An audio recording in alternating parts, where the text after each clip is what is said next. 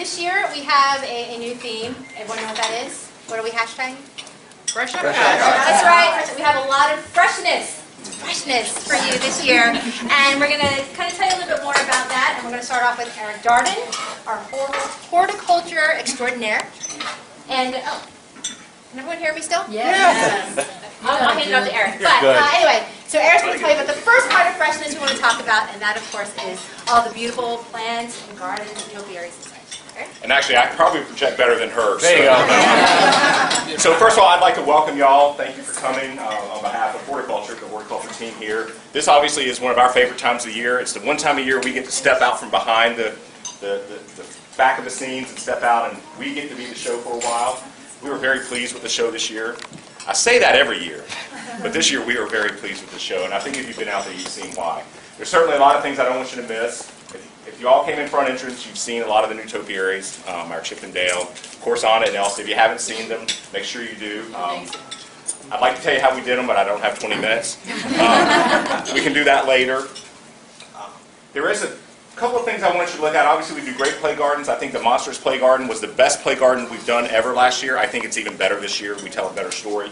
But I think the garden across the way from it, our Urban Farm Eats, may be the best garden that we've done since I've been in my role for 12 years. I think we just hit a home run, not only in the quality of the garden, but the story we're trying to tell. I think that garden, without even the signage, tells you, oh wow, here's what they're doing. We got this great food, and look at the produce and everything we're growing that goes into it, which of course is really what this festival has become about, becoming almost a lifestyle festival, Fresh Epcot.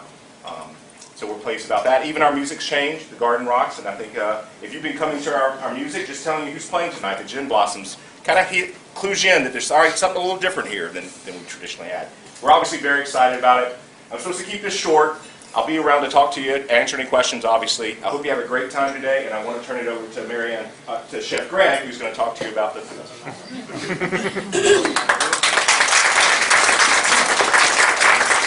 I don't think I need the microphone. I don't need the microphone because most of the culinary already know that I talk loud.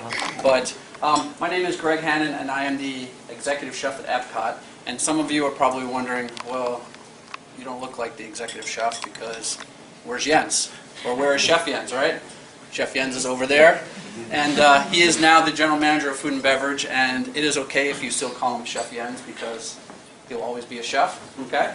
I don't get offended. What's that? I don't get offended. He doesn't get offended, and I don't get offended. So really, it's not a big deal. We've been working for the past 4 years together. So I am somewhat new to the Flower and Garden Festival, but not really. I did actually help develop some of the menu items for the first year. So just kind of want to give a brief overview. What you're tasting today is pretty much everything here is new, except 2 items. So we have the duck confit that are returning. We had to bring it back. Or Eric needed to bring it back because it was so popular. He's laughing. Yeah, I know. And of course, a watermelon salad. So great, refreshing salad. So those are starting to be classics. We actually are starting to think about, what items we are returning and what items we're going to create new.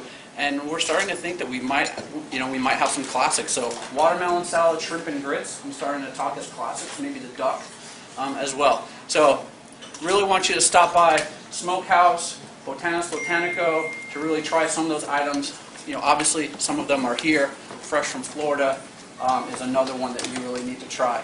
And then just last but not least, please leave room for something very special that you'll be given that you'll kind of eat and drink at the same time.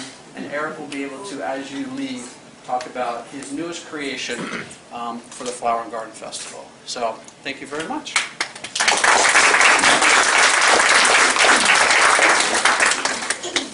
And I'm going to turn it over to Marianne.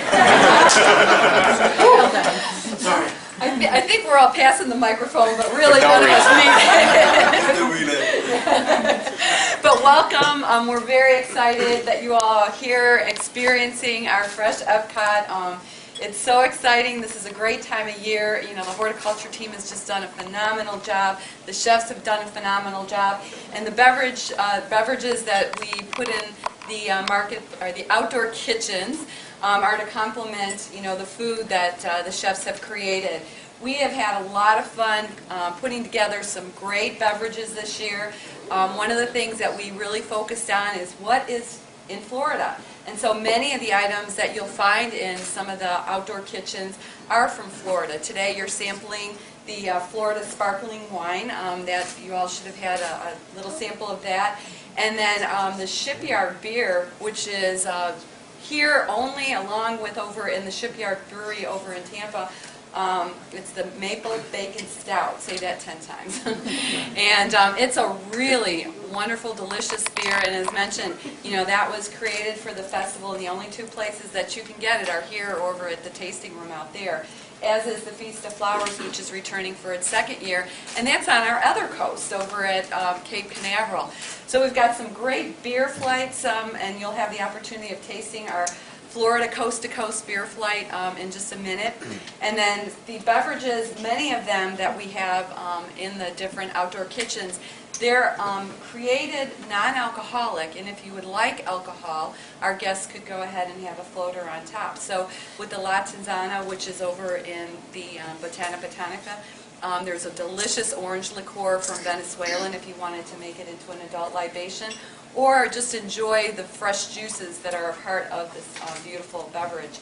And then our Urban Mary, once again, it's a delicious flavor by itself, inspired by a Bloody Mary with a pickled green bean by our own park event operations chefs, which is really exciting. And if you want a little bit of a vodka on top of it, you're more than welcome to do that as well.